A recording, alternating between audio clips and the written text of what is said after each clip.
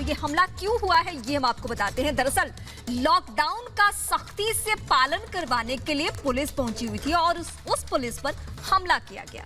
जी हां, राजस्थान के टोंक में पुलिस पर यह हमला किया गया। लॉकडाउन का पालन करवाने की कोशिश लगातार पुलिस के द्वारा की जा रही, लेकिन पुलिस पर पहले आपने देखा था उत्तर प्रदेश में कैसे हमला हुआ और अब देखिए राजस्थान से भी ऐसी तस्वीरें सामने आई। शर्मनाक तस्वीरें हैं ये। आखिर पुलिस के ऊपर हमला करने का क्या मतलब?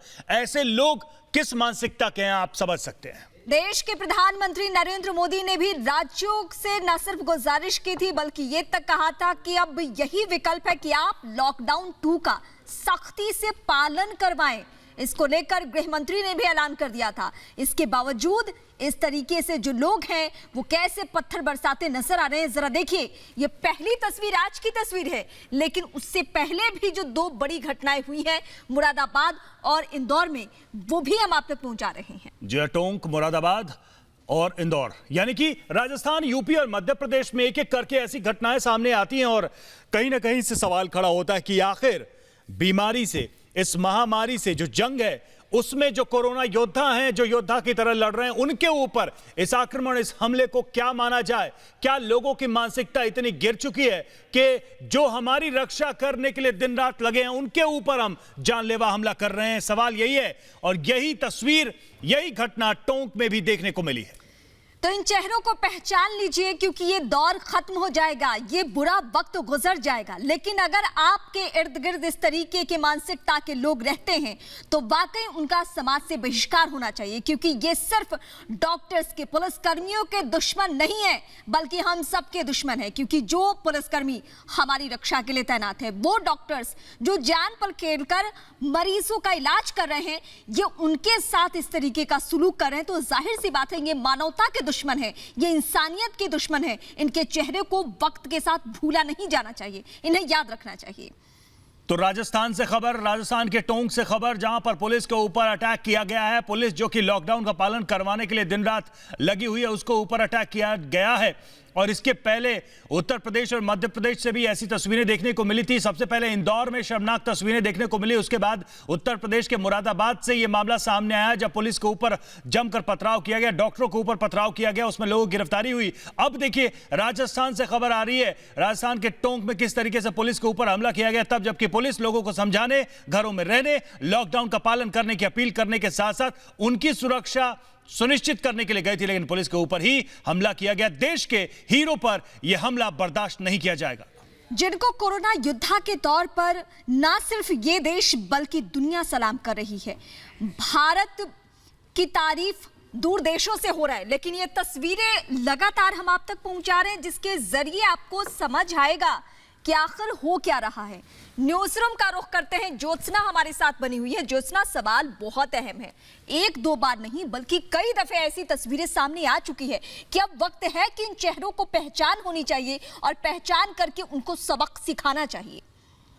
बिल्कुल रीमा, जो तस्वीरें सामने आई हैं बेहद शर्मसार करती हैं। ये तस्वीरें स्वास्थ्य कर्मियों पर हमले करना, पुलिस वालों पर हमले करना, ये वही लोग हैं जो दिन रात देश सेवा में लगे हुए हैं। ये दिन रात हमारी सेवा में लगे हुए हैं, लेकिन उसके बावजूद ये कैसी मानसिकता के लोग हैं जो इस तरह स्वास्थ्य कर्मियों और पुलिस कर्मियों पर हमला करते हैं।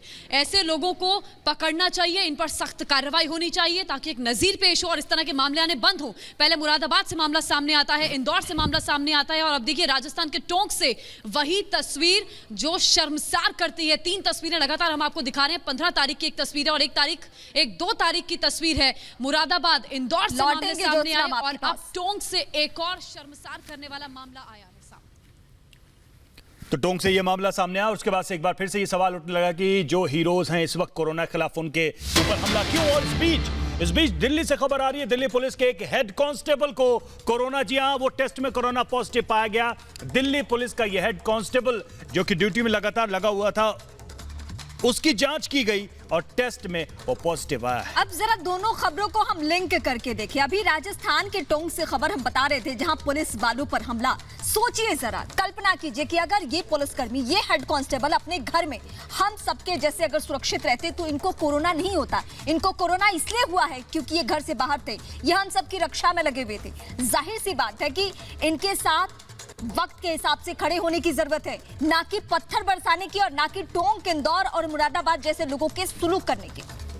रजनीश हैं हमारे साथ फोन लाइन पर, हमारे सहयोगी सीधे चलेंगे। रजनीश, क्या जानकारी मिल पा रही है इस हेड कांस्टेबल के बारे में? कहां ये तैनात थे और कब इनका सैंपल गया जांच के लिए? देखिए रवि, ये जो कांस्टेबल है ये हेड कांस्टेबल रैंक के ये कर्मी है, दिल्ली पुलिस कर्मी है। बाड़ा हिंदू राव जो नॉर्थ दिल्ली के डिस्ट्रिक्ट का एक पुलिस स्टेशन है बाड़ा हिंदू राव, वहां तैनात थे।